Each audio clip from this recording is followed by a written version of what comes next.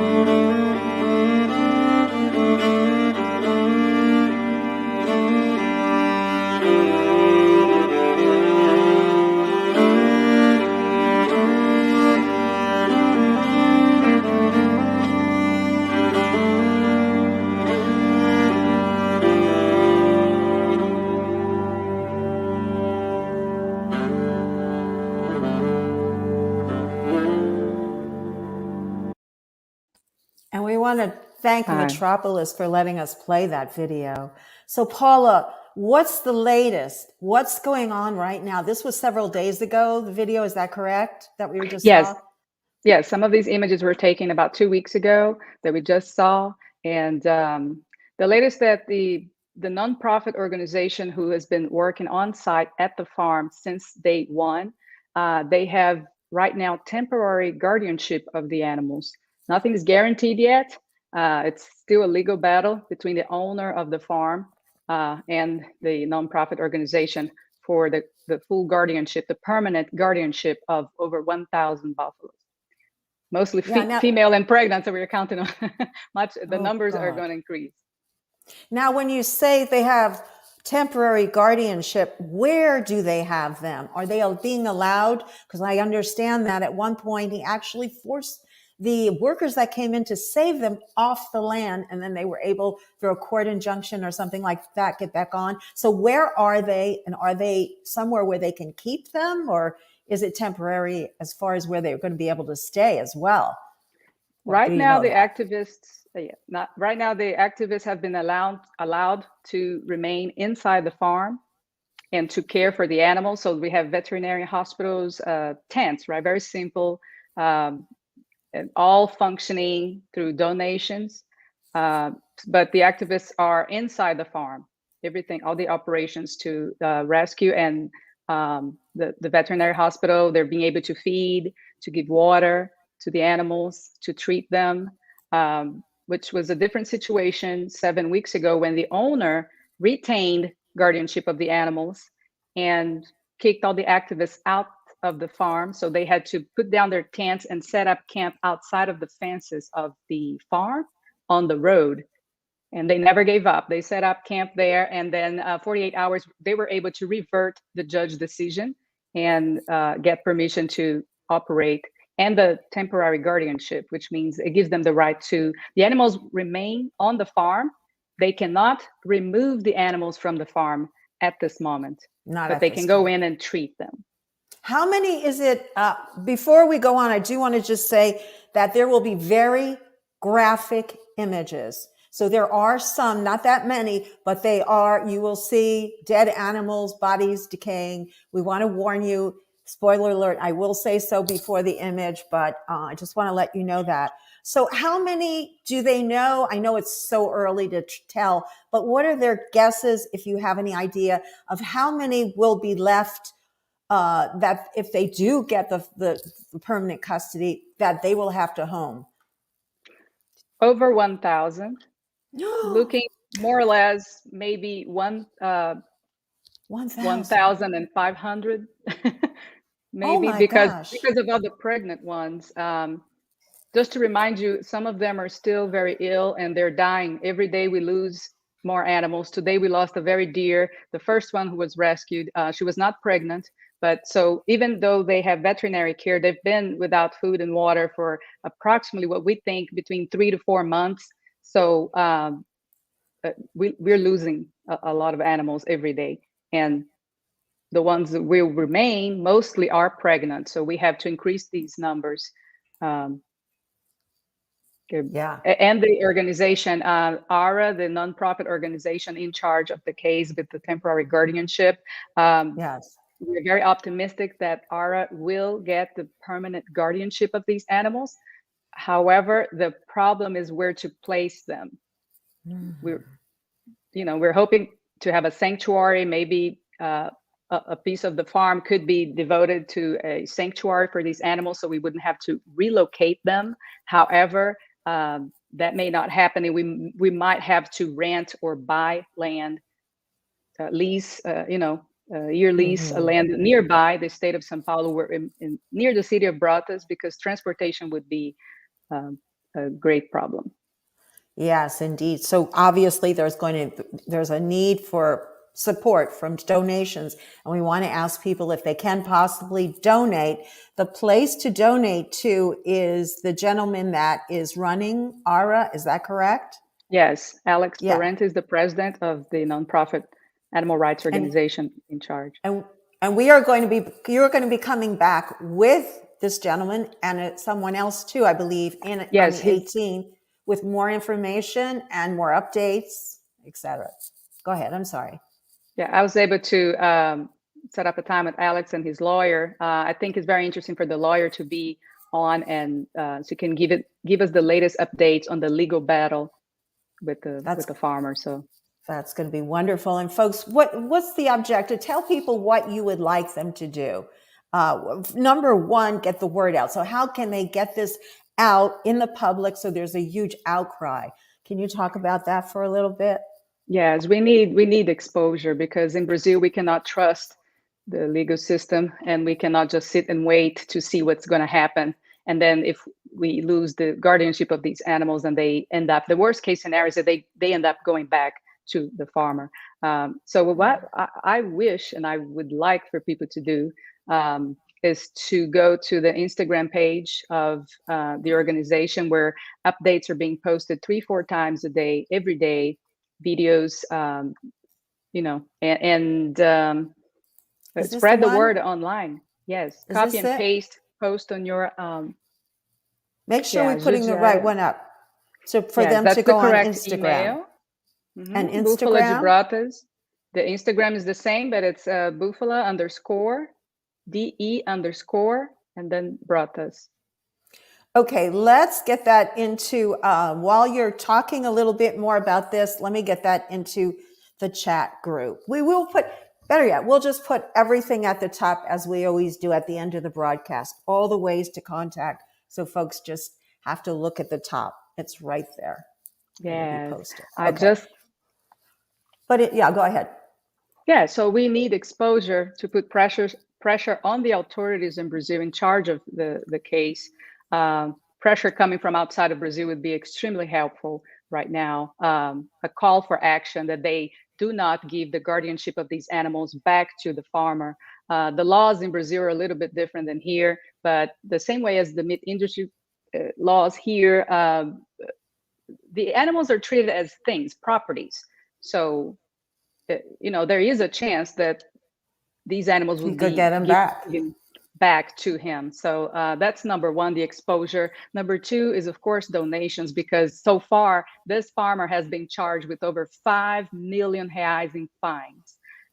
5 million reais, about $1 million in fines of animal cruelty, environmental. Some of the charges are environmental, and then the other charges. But so far, 5 million reais, but we haven't seen a dime. The animals have not seen a dime of his money. All the money for food, veterinary care, water, it was coming from the activist pockets, and now we're getting donations, getting the You're word starting to out. get some.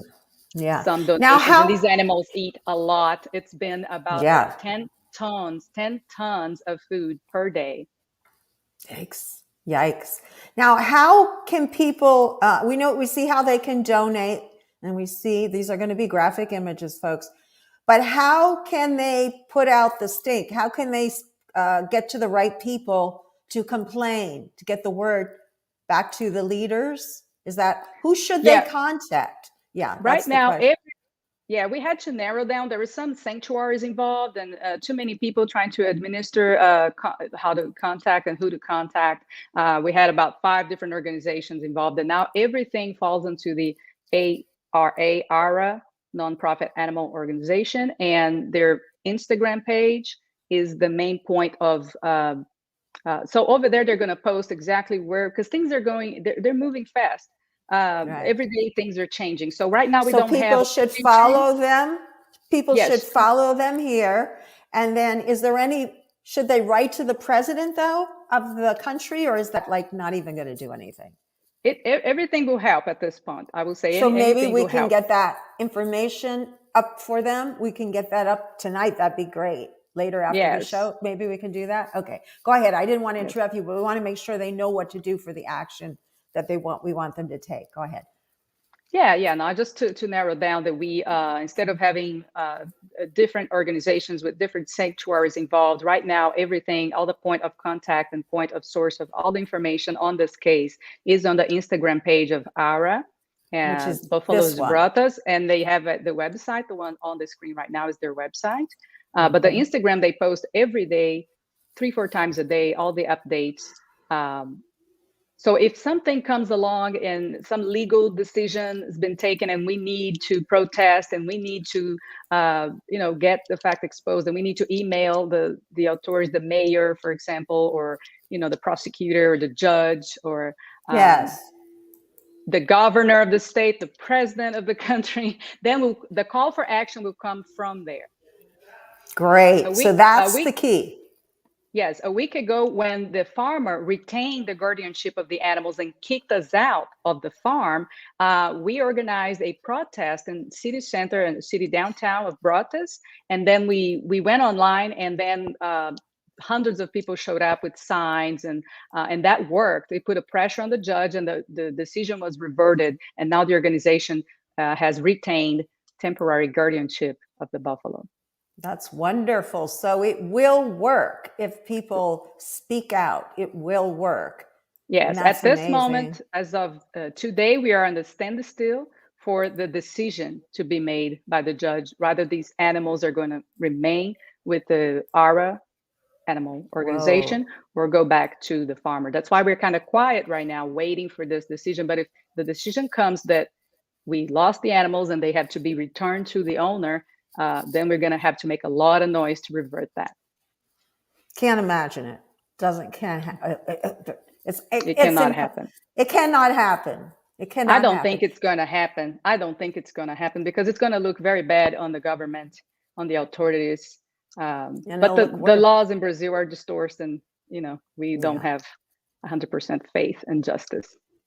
Let's show a couple more clips. Now, you're going to have to translate these when we get done, but it's pretty self-explanatory. Sem água, numa fazenda em Brotas.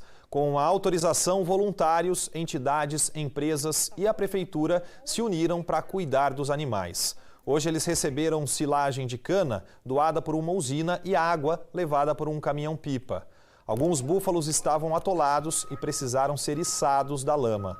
No total, são quase 700 animais que estão em situação de abandono. Muitos búfalos estão fracos por desnutrição, outros estão doentes.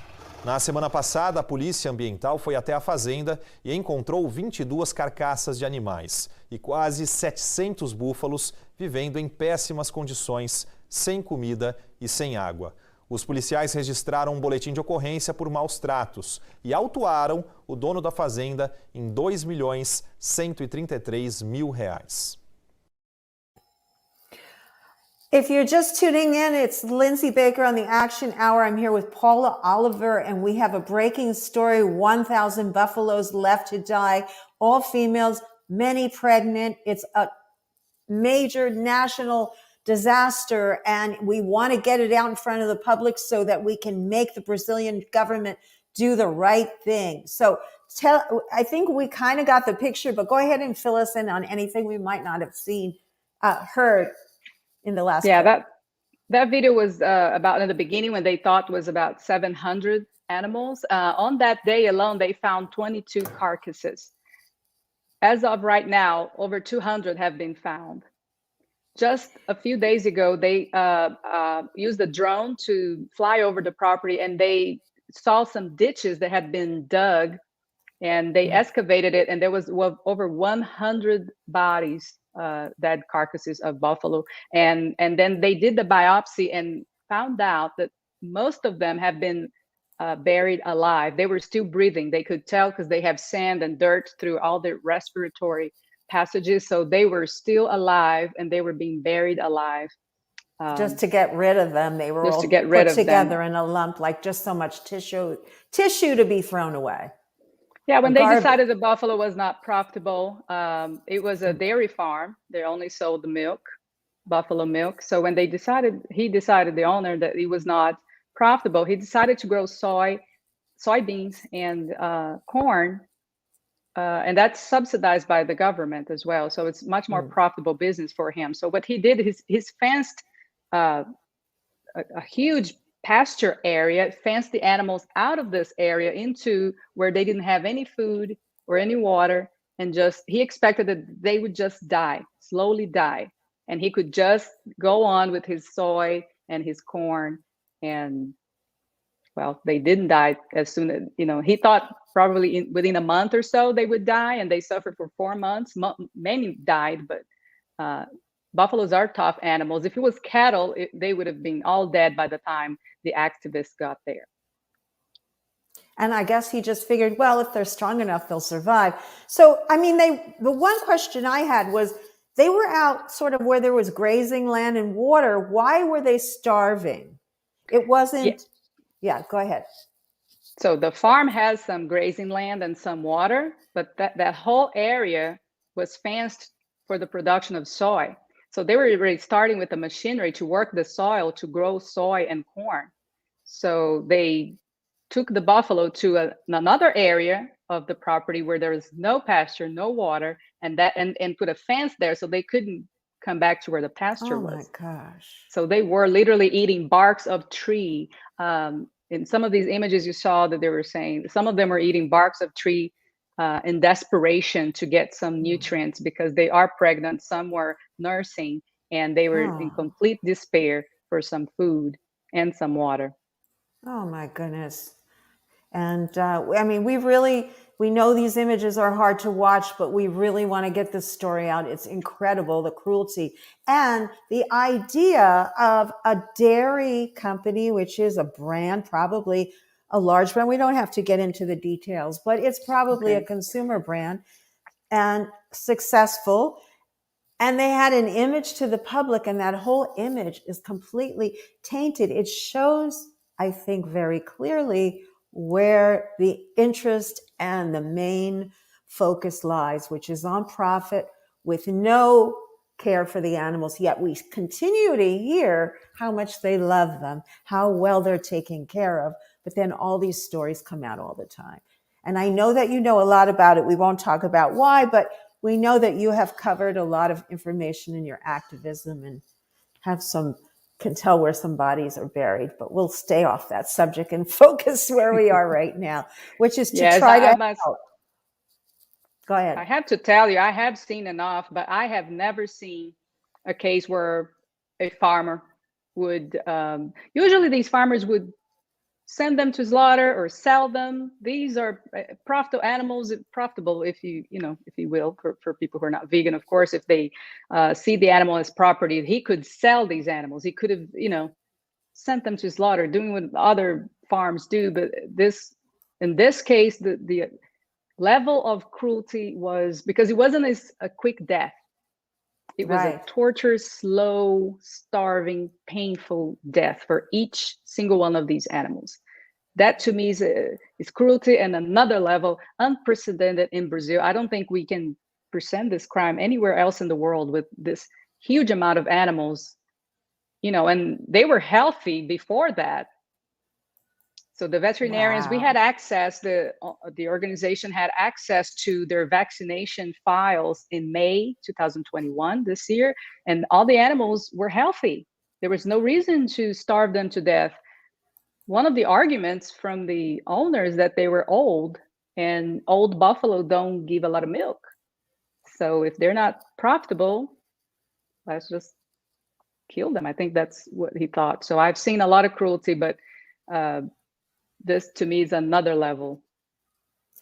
In some of the pictures we saw in that one film from Metropolis that they were taking them out of the water, right? And then there was one, they did everything they could to get all of those animals out of there. It must have taken a lot of people to do that. How many people are involved in the rescues, would you say? Oh, at least 5 different organizations. So there was hundreds of activists there at the beginning. And there's another group called GRAD. It's GRAD, and they're a rescue group. I think you guys have worked with them before a few years ago, and we had severe fires in Brazil. Hello. Yeah, we've got their information up here, so that's good. So some of them are trained. Some of them are trained professional animal rescues, and some of were just people trying to help with everything they can. But I would say hundreds of people involved. Hundreds of people. Yeah, let's watch another clip. I have a couple. Inadequado, sem alimentação e sem água. Alguns animais estão mais desnutridos que outros. Eles são criados nesta fazenda particular em Brotas, de maneira totalmente inadequada, segundo denúncia anônima feita à Polícia Ambiental, que tem autorização para entrar em propriedades em casos assim. Estes ainda sobrevivem, inclusive filhotes. Já estes não aguentaram o descaso e a irresponsabilidade. As carcaças estavam sobre a terra, num tipo de vala. De acordo com a polícia, 22 búfalos foram encontrados mortos e quase 700 em péssimas condições. Os animais estavam sem comida, sem água e confinados num local extremamente pequeno. Ainda segundo a Polícia Ambiental, o proprietário alegou que devido à pandemia não conseguiu comprar alimento suficiente nem vender os animais. So when they came in to rescue them, were they able to take that fence down so they are allowed to graze, or they're still fenced in? So that means they have to bring in a lot of food. I mean, I know they have to still bring in a lot to care for all the sick. They're all basically sick, but are they able to utilize some of the land and water resources there, or does he have jurisdiction to keep them off it? Yeah, the fence had a gate, so I guess all they did was to open the gate and drive. The buffalo, they could walk, could stand, could migrate back. But I was just talking to them about that today, because we see images with this green grass and we think, oh, it's all good. But I've been told that that grass is not enough. It's too short and it's not enough food, and there's not enough grass for all the animals. So 90% of their diet right now is the food that it's been given to them. And just to reinforce something that was said on this video, actually wasn't said, but I want to point it out. When the activists got there was no water. So the buffalo that was in that mud that you saw the tractor pulling them up, that mud, that hole was dug up by the activists, and then the city mayor, the mayor of the city, they were kind enough to start sending trucks with water to fill up a little pond for the buffalo. But some of them are so weak that they went in there and then they couldn't get out. They weren't strong enough to climb out of the mud. So we had to rescue, lift them with the tractors. I see. But when they first got there, there was no water. There was no water anywhere for them to drink. Oh my goodness. That is just horrendous. So would you say, I mean, I know you're not there, but based on what you've learned, how many of them are really, really in bad condition, and how many of them have kind of bounced back? All of them, all of the ox are ill. None of them are in good weight, a healthy weight for their species, their age, their gender, and the fact that they're pregnant. So out of 1,000, I can say that 1,000. And the ones that are really ill, like today we lost one that we thought she was going to make a recovery. Some of them are coming to us, not that we can help them survive, but we can give them a more honorable, less suffering death. It's right. What I love at the end of their life, at least. Yes, but we have all veterinaries teams on the property. They also have the environmental police that came in and checked all the biopsies and did, all the health exams on these animals. And it's been confirmed none of them are up to the healthy weight and overall health. They are not healthy. Yeah. Their body mass, I don't know the name in English, but there's a term they use to measure by body mass if the animal, how skinny the animal is and how, how the healthy weight is, and then how to tell that they are below that level of starvation. That picture, these images are heartbreaking images. Yeah, some of them are just horrendous. Oh, poor things. Well, thankfully, not that it's anywhere over, but at least there are some, like you said, the ones that are passing, at least they're passing surrounded by loving beings, and they're not passing in such a horrific way of being dumped in a ditch, still breathing. I mean, that alone. They probably saw their fellow mates going down like that. Absolutely. And each one that we lose, it's devastating, because these should, and I have to tell you that all the activists working there, all of them have families. They left their homes, they left the city, the state to be in Brotas, to be in this farm. They are by no means in comfortable situation. They have tents, they're sleeping in their cars, they are eating because people are donating. The population of Brotas has been very helpful, donating food, helping with everything they can. So the owner, actually, for a Brazilian TV show, he recorded a message to the mayor, and this message was played publicly last week on national television. He was kind of threatening the mayor and saying, hey, this is going to look bad on the city. You should kick these activists out and let's end this, because it's going to start looking bad for the city. And you don't want that. You're the mayor. So the mayor, instead of doing that, he publicly posted that message. And it's quite the opposite. The city of Brotas is actually not embarrassed of it. Of course, it's a tragedy that this is happening in your hometown, but they have not looked the other way. They cared, and they're driving there. They're cooking vegan meals. Thank you. And they're doing everything they can. So as if it happened here in Houston, I think we would do it. If it happened in LA, we would. Right. We jump on it. Speaking of Houston, we have Renee King-Sonnen, Rowdy Girl Sanctuary, who was the person that I think introduced us, right? Right, correct. Through the grapevine. Thank you for watching, Renee. Rowdy Girl Sanctuary. They've moved the location, so they're a little farther than Houston from us right now. But I need to pay a visit. Well, that's good. So what else? We have a few minutes left. What else would you like people to know? We've shown just about all the images. I don't know. We have one more news story. Let's take a look at it. Let's see what we got here. Búfalos fossem alimentados e recebessem água numa fazenda em Brotas. Com a autorização, voluntários, entidades, empresas e a prefeitura se uniram para cuidar dos animais. Hoje eles receberam silagem de cana doada por uma usina e água levada por um caminhão-pipa. Alguns búfalos estavam atolados e precisaram ser içados da lama. No total, são quase 700 animais que estão em situação de abandono. Muitos búfalos estão fracos por desnutrição, outros estão doentes. Na semana passada, a Polícia Ambiental foi até a fazenda e encontrou 22 carcaças de animais e quase 700 búfalos vivendo em péssimas condições, sem comida e sem água. Os policiais registraram um boletim de ocorrência por maus tratos e autuaram o dono da fazenda em R$2.133.000.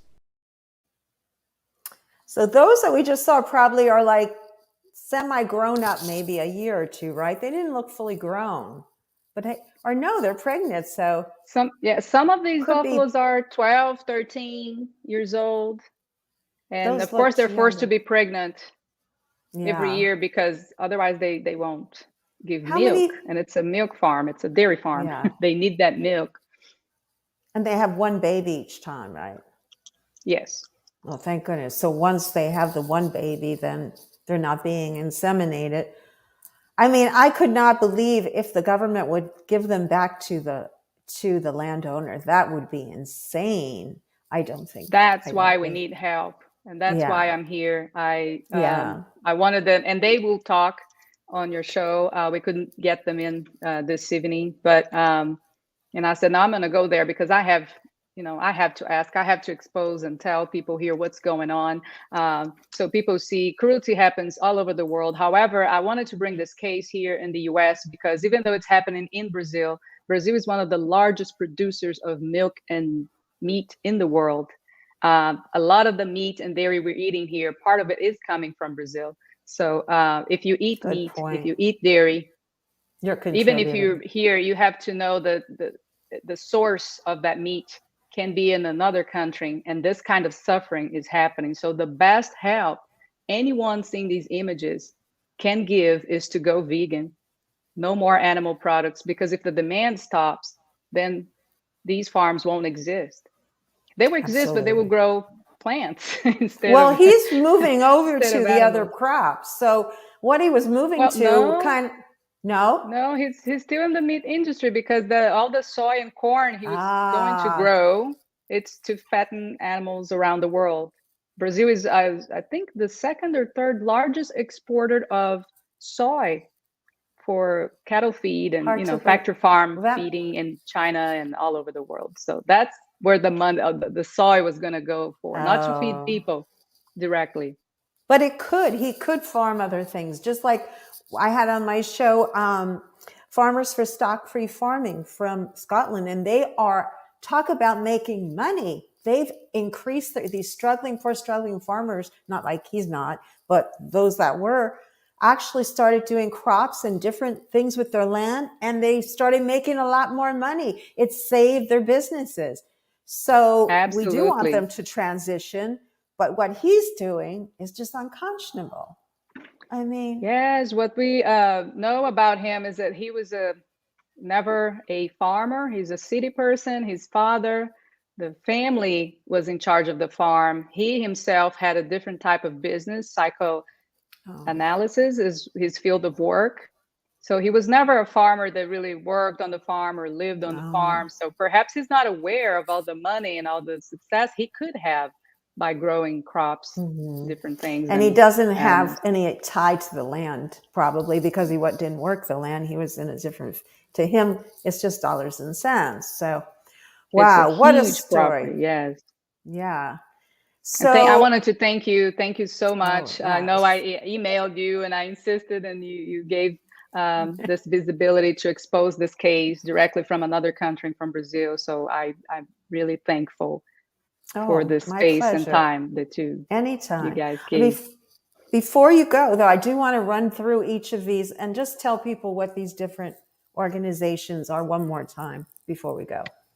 Okay, so bufalosdebrotas.com.br, that's the website for the nonprofit animal rights organization in charge of this case. And they're also on Instagram. If you can put their Instagram page, that's the website. Oh, this is the screen right website. now? Well, yeah. Yes. Let me see. Did I have their Instagram? Yeah, Oh, the I think same I name do. of the web. Yes, that's the email for the PayPal. So donations through PayPal. That's the Yeah. email, ajudeara@gmail.com. That means Right. helpara@gmail.com. And then we have this one. We'll get them all up in the top of the links right when we're done broadcasting. But this one, volunteers, these are the volunteers on the ground at this Yes, I Instagram. don't believe Grad is still there. I think they have left a few days ago and some other people came in. They were there for a good 2 or 3 weeks though. I don't believe they're on ground right now, but I have to confirm that. Any volunteer, they have an application now for volunteers, of course, people who are there locally, and they have to fill up an application because hundreds, more than thousands of people are trying to volunteer, and they need to narrow down or it will become impossible to orchestrate and organize. But it's all going towards the Instagram page of the ARA organization. That's where you find all the information of volunteers. Okay, great. Well, we don't want to confuse them with any more, but I think I covered all of them. And we want to say thank you to Metropolis and the news media outlet. What was the name of the news company that we played their clips? We'd like to mention them as well. I believe it was Global News. Globo.com. Yes, Global. Yes, Thank you to G1. Globo for the footage. Yeah. Global. Okay. Yes, Yeah. that was. Thank you so much for playing that. And if I would like to ask if you have it in your heart to donate $1, $5, anything helps. These animals are not cheap. No. One buffalo can eat up to, I even wrote this down, 22 pounds per day. Right now, they don't have money to give them 22 pounds a day. So they're probably giving them 10 pounds of food per day when they should be eating 22 pounds a day. But if we buy 22 pounds today for each buffalo, tomorrow we may not have money to buy nothing. So it is a very critical situation. Very critical situation, because so far we have not seen, the organization have not seen a dime of money from the owner of these, previous owner, I want to call the previous owner of these animals. Hopefully he's not the owner anymore. And so every food, every effort to be there has been financed by donations.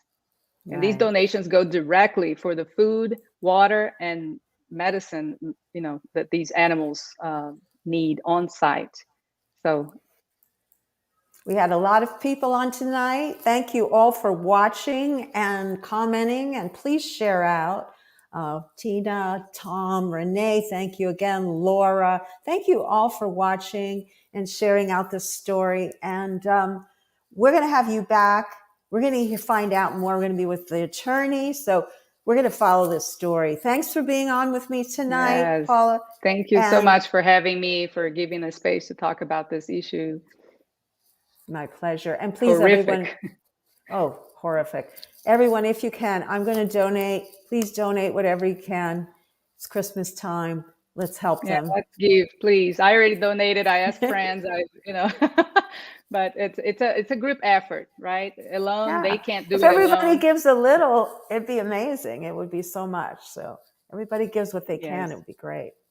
And just remember, the dollar versus the real, the Brazilian currency, is 5 times stronger. So if you send $1, they're getting 5 times the amount that you send. So if you send $5, they get 25. That's a coffee. That's a cup of coffee. So a cup of coffee can I like that. feed 1 buffalo. That's Thank great. you so much. Thank you. Bye-bye, everyone. Stay positive.